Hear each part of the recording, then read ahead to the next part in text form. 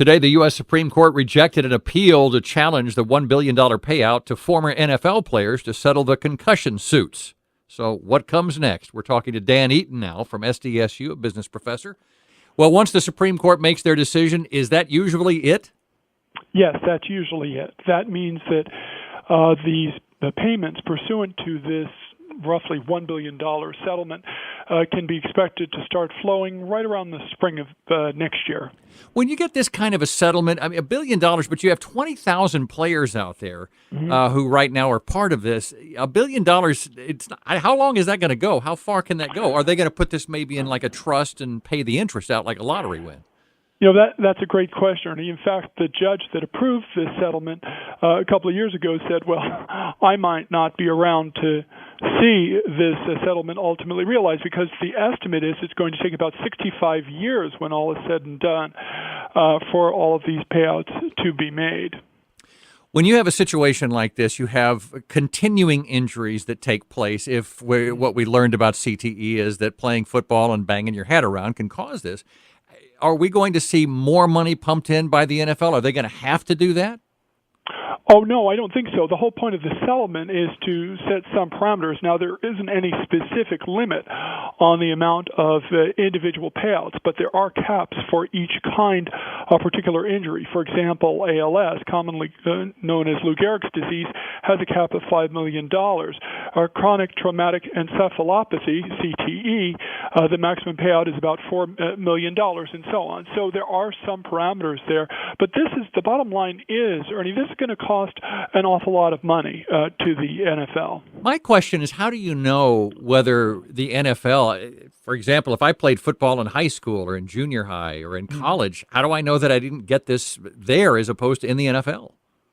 Well, of course, that's exactly right. The issue of causation is a very tough one, and it's one of the reasons why you settle, because of the certainty of this. Now, one of the interesting things is that some of the objectors to the settlement, those that sought the Supreme Court's review of this settlement, said, well, wait a minute, you're not really taking into account the fact that the NFL recently admitted a connection between CTE and football, and that needs to have been explored, and that needs to be considered part of the settlement numbers. But the fact is that causation is a tough issue, and that is one of the reasons why you saw this finally resolved and this settlement ultimately approved. Why did they take it all the way to the Supreme Court? Why not just settle, pay the money, and move on?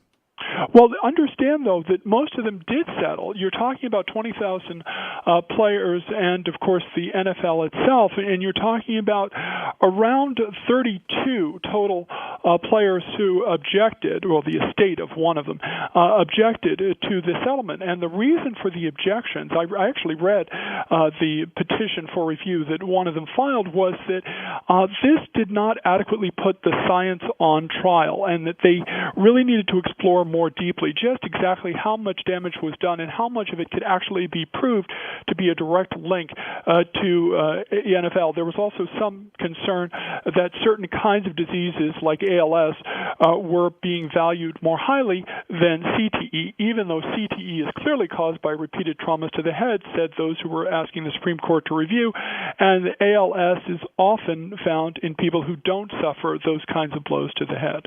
What happens to future players if this is all about people in the past?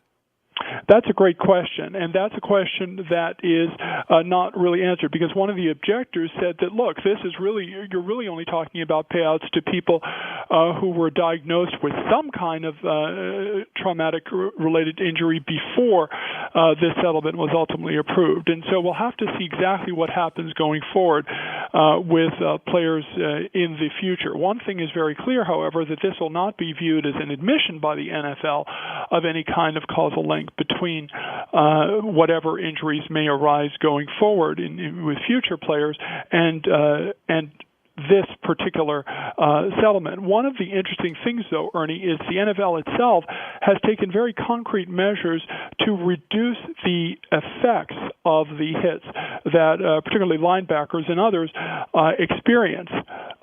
Understand that the NFL is sort of taking on a sense of responsibility in making sure that these injuries are a lot fewer and farther between.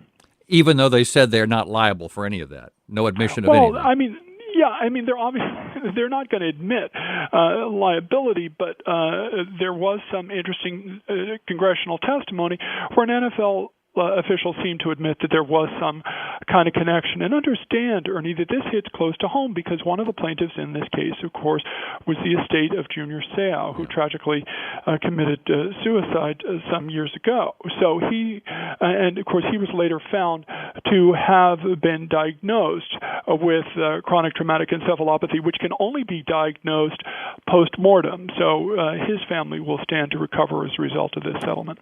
Now that we know about CTE, is there any sort of responsibility that goes on to anyone who chooses to play football? It's almost like I go back to the early days of tobacco verdicts. They usually went against the smoker simply because people said, look, there have been warning on packages for years. You smoked. So is that going to happen in the future where, look, now we know this, it's out there, and we're doing what we can to stop it, but if you choose to play football, that's on you? Well, of course, this choice to play football is an important factor in deciding any kind of liability and assessing the relative responsibility. But we'll have to see where that ultimately goes, because the fact is that, as I said, the NFL is taking steps to limit the impact of these chronic hits that have been causing this range of diseases. It's not just CTE, it's also depression and various other neurocognitive diseases. So this issue that you raised, the issue of personal responsibility, is certainly one that's going to have to come up, not only with respect to individual players taking responsibility, but also in terms of equipment manufacturing, changes to the rules and so forth. Look, football is always going to be a brutal and a violent game. That's frankly one of the reasons it attracts so many eyeballs, but there are ways to make it safer, and the NFL, to its credit, is taking steps to see that happens so that these awful, debilitating diseases end up being a lot less frequent and less severe. SDSU business ethics lecturer and attorney Dan Eaton with us on the KOGO News Live Line. Dan, thank you so much for your time. I appreciate it. Sure. Nice talking to you, Ernie. All right. Take care. Good to talk to you again.